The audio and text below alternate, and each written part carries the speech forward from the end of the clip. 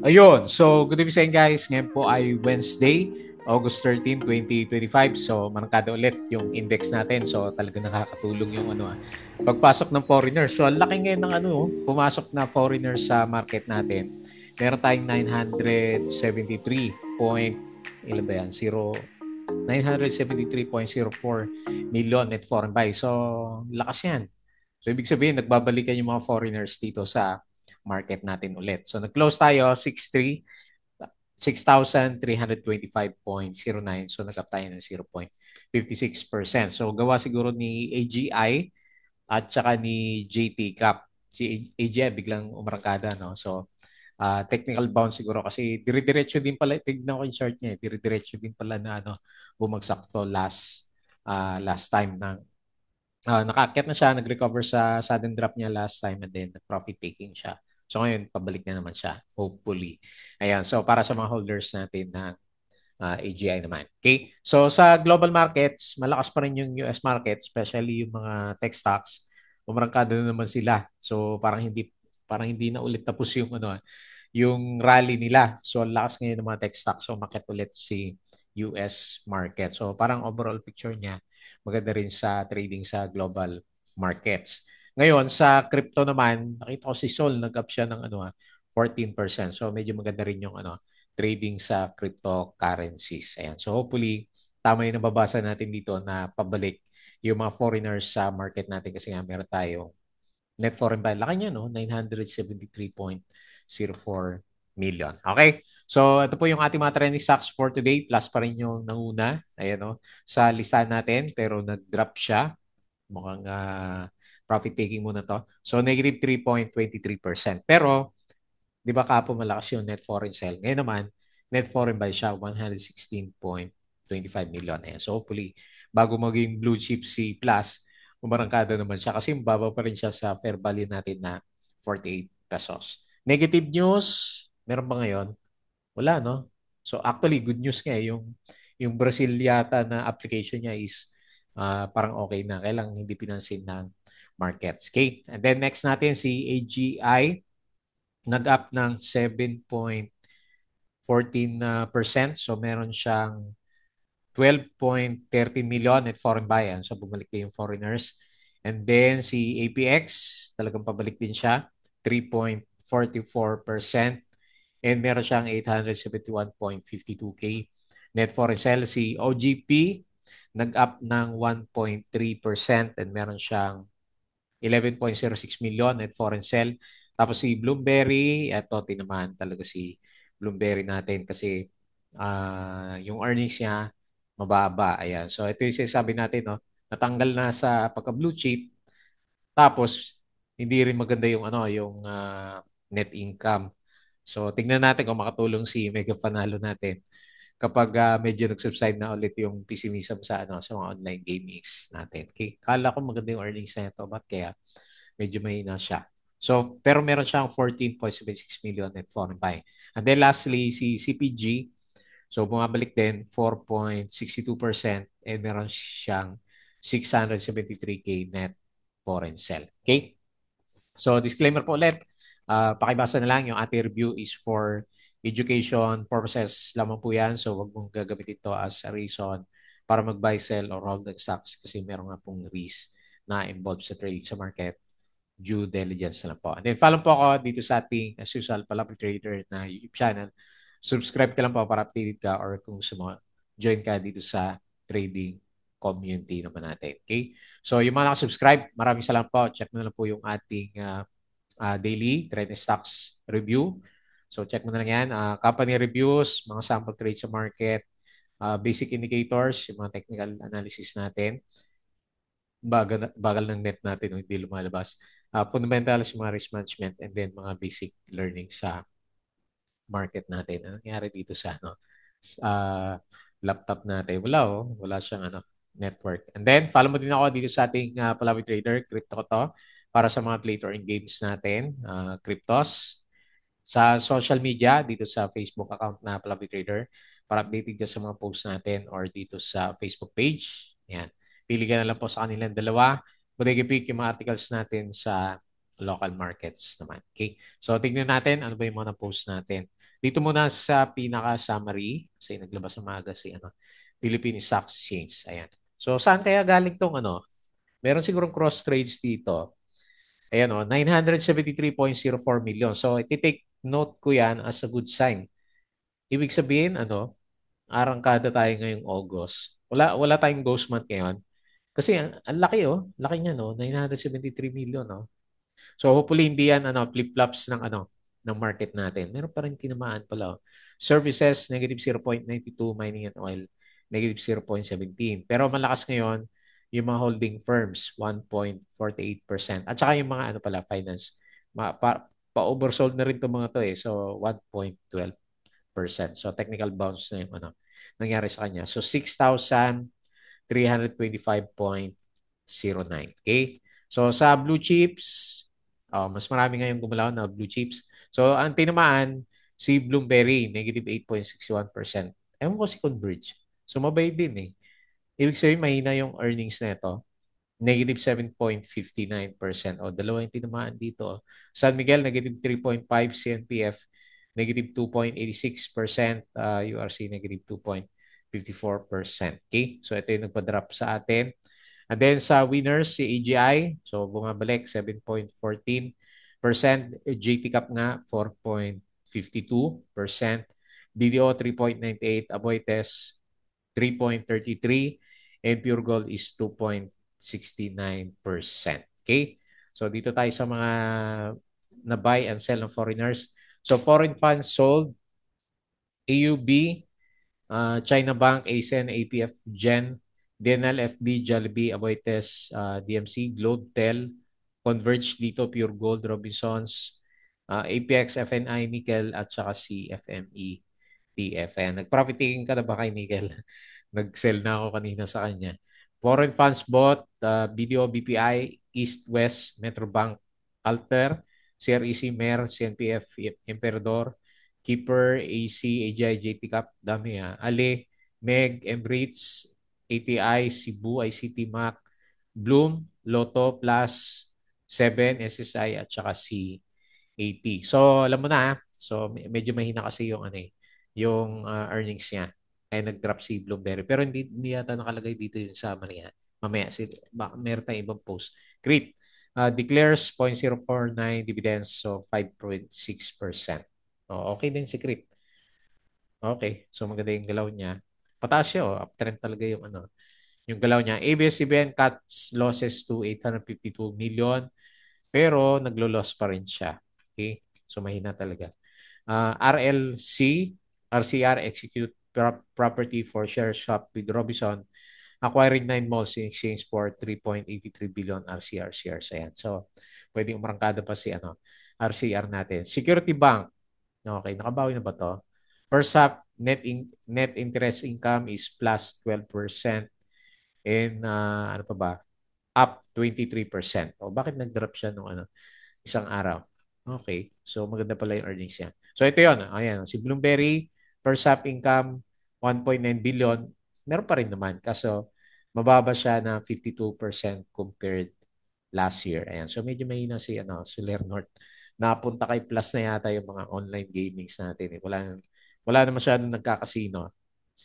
Sino ba yung sikat na vlogger na talo sa casino? LTG, first half income is 70% year over year. Ayan. So maganda rin si LTG. ABS-CBN, so may loss. Double Dragon, meron siyang retail bond float. Tapos, nung alas 11, nagsiso yung market natin. Nag-up tayo ng 0.4%. Tapos nag-drop siya. And then second half, nag-close tayo ng 0.5%. So nagsiso yung market natin. AGI 5%, Pure Gold 2.69, BDO, CNPF. So sila. Pero si Bloom o GGS mapula pala. Ano kayang ni GGS? Minus 3% siya dito. Okay. So anyway. Petron, net income first half down 14%. Ayan. Kaya pala hindi makarangkada. Si Petron, GT Cap, maganda plus 31% year over year. Converge ICT net records 260K new subscriber.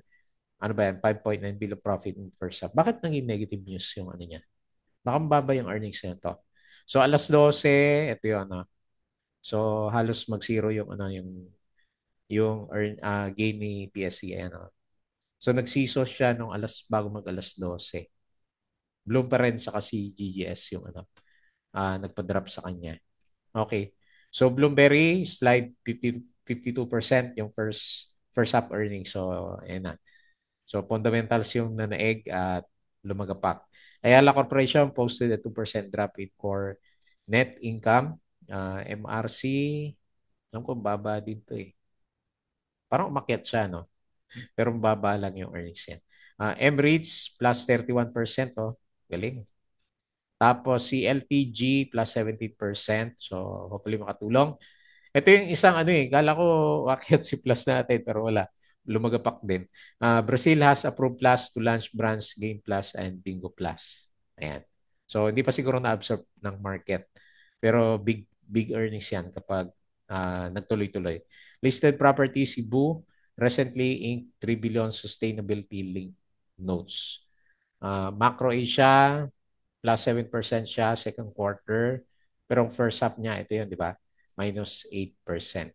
JT Cap, income up 34%. Bromberry profit halves in first half. Okay, mahina. Tapos si DNL, okay naman yung earnings niya. Okay, plus 2%. Alas 10, ito yung time na mataas tayo, no? Kanina, tapos nagpalitan niya. GGS, 3% pa lang pala kanina, oh. Okay, so nagparamdam siya bago lumagapak sa 7% kanina, no? Or 8%. Jollibee, the Philippines' leading restaurant is expected to report increased revenue. Okay, wala pa. Converge. So, revenue growth to 10 to 12%. Bakit kaya nag-drop? Okay, bukas. Tingnan natin. Share buyback si OPM. GGS, strong financial results.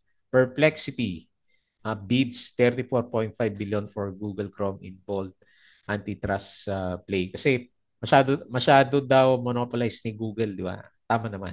Lahat tayo Google Chrome ang ano, ang gamit. So gusto nang i-break ng US yung monopoly ng Google. Web, okay. Kahapon. Ayan, hindi po yan yan. So undo natin yung repost natin. Okay, S&P record high na naman sila. Hindi ko masabi kung malapit na ba talaga kasi pag nag-pullback, biglang umakyat ulit yung galawan niya eh. So DMCI, Berong Nickel secures MPSA for Palawan Mine. So US market maganda. Si MAC, parang pangit yung income niya eh. 8% decline. Ayan, so nag-decline yung earnings niya. Tapos Ethereum, ayan, umakyat siya ayun o, nag-spike ko, 8%. Pero si Sol, 14% yung ano, inakyat niya. Okay? So yun lang, yung mga post natin, CNPF, led by billionaire Crispo has acquired the Loma Linda brand and other assets from Atlantic Natural Foods. Ayan. May bago siyang hindi lang si Century Tuna. JT Cap, okay, so alam natin yan, maganda yung earnings. LPG, maganda rin. Nasdaq, and yung closing nila, lakas, 1.39 yung Nasdaq index natin. Okay, so yun lang po yung nakita natin. And patalastas ulit yung ating Patreon channel. Yung mga gusto ng guide sa trading sa market, sali lang po kayo dito. Ayan. So kanina nag-TP na tayo kay Nickel. Buti na unahan natin. Namula yung yung closing ni Nickel eh. Okay, kala ko didiretso din pero gain is gain na eh. So nag-out na ako kanina sa kanya. Okay, so gumaganda yung na napapaganda yung yung itsura ng market natin So hopefully hindi siya trap kasi hindi tayo nag-drop Yung ghost mat natin, di ba? August 23 sabi nila ghost mat. Tingnan natin. Pero maganda 3 araw ng berde yung net foreign buy natin. So hopefully umabot ulit tayo sa 6.5. Pero in-expect ko talaga may pullback pa rin eh. Pero sana umabot tayo sa 6.5 bago mag-pullback para may bala si PSE. So nag-close 6,325.09, 0.56%. Ayan. So medyo natutuwa ako dito sa 973 million net foreign buy. So hindi pa malinaw yung yung reversal although volume wise foreigner meron na. So pero ilalagay ko pa rin dito medyo downtrend pa rin yung itsura niya So pag medyo malinaw na nag-breakout na tayo sa RSI 50, then at least masabi natin sideways talaga yung ano. Kasi hindi mo malaman kung lalabas din niya. Kasi ang ganda ng ano eh. Ang ganda ng tinapakita ng ano eh, US market. Bull na bull sila. Okay? So yun yung analysis natin sa Philippine Stock Exchange Index. So dito tayo sa winners. Nanguna si, di ba nanguna? O, ABG. Finally nagpa. So yung panalo yung mga ano. Nakabili sa ano 19, no? Okay. So hopefully makit pa kasi medyo mataas pa yung bully ni ano ni ABG. Tapos si AGI, yun. So nag-ano siya, nag-oversold pala. Tapos nag-technical bounce. So pero ang laki din nito, no? Sama ba sa ayan, kasama sa pag-uusapan natin. Mamaya sukat-sukat natin. 7.14%. Shell PH, yun, no, panalo, no? RSI 90, 5.67% up. CPG, so lumalaban. Meron siyang upcoming dividends. 4.62, JT Cap 4.52. Yung ganda, oh. Ganda ng galaw ni JT Cap, ah. Next, CEI, 4.05%. And lastly, tataas, no? 3% pa yan, no? Hindi pa natin nakikita lahat.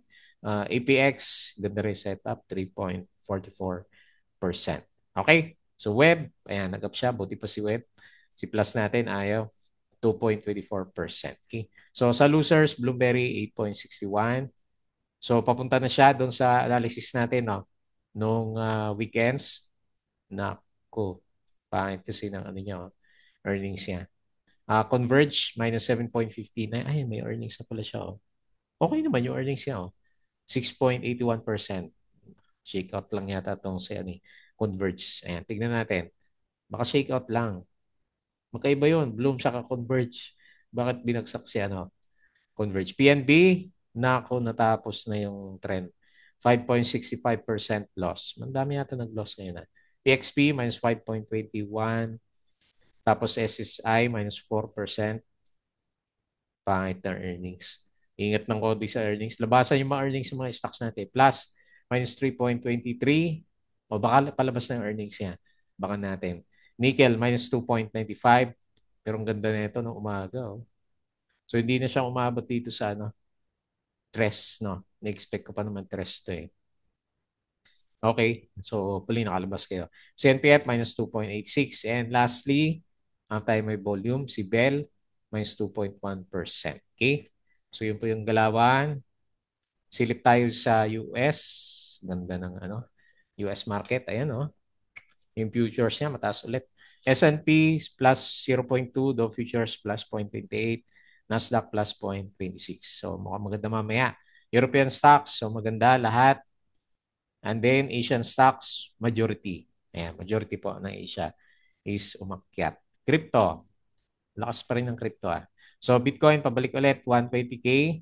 Ito si Ethereum, oh, nag-ano siya, 9.68%. So, 4.6K. XRP, 3.29, 5%. BNB, 853. So, nag-up ng 6%. And ito si Solo, nag-up siya ng ano, 15.22%. Okay? O, pwede na, no? ADA, 14%. Pwede na, profit taking na. Minsan kasi dito, pag naglagan, sabay-sabay din sa, ano, sa cryptos natin. Okay, so maganda. Pinapakita ng global markets natin. No? Okay, so balik tayo dito and then pag-usapan natin yung trending stocks. So, unahin natin sa listahan po natin si Plus. Pero hindi maganda yung galaw ni Plus ya. For the last 2 days of trading natin, mukhang magko-close the gap si ano si Plus. Pro Dow G yung ano lumalabas sa kanya. So, tignan natin. Hopefully makabawi siya kapag ano, magli-list na sa index. So, lumalabas.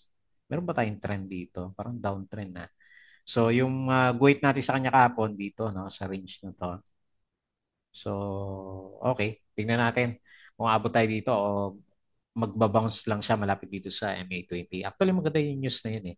Na, na yung sa Brazil, kung okay na talaga yung ano niya, yung business niya doon. So, makakatulong ulit sa kanya revenue. Okay? So, isang malaking channel po yung ilalagay pa rin natin sa kanya. So, naghanap pa rin ng support and most likely baka i-retouch natin yung MA20. So, nag-close tayo, sakto, 30. Nag-drop siya ng 3.23%. pero net foreign buy, 116.25 million net foreign buy. Tingnan natin kung meron pang galaw. So medyo nahirapan siya dito sa RSI 50 pero may bull sign yung ating MACD. Actually, pati RSI okay din naman yung direction. Kailangan hindi makalampas dito sa RSI 50 levels natin. So, tignan natin. Gap down yata kanina, no? Meron siya maliit na gap down. Ayan. So, tignan natin bukas kung yung catalyst na yun is makakatulong. Next, si AGI. So, nag-bounce na siya. No, mas may earnings. Wala pa yung earnings na ito eh. So, pero parang ano, yung nangyari sa kanya, meron malaking volume dito. Parang technical bounce, no? So, nakahanap siya ng temporary support dito sa around 6.87. Pero yun nga, yung napansin ko sa kanya.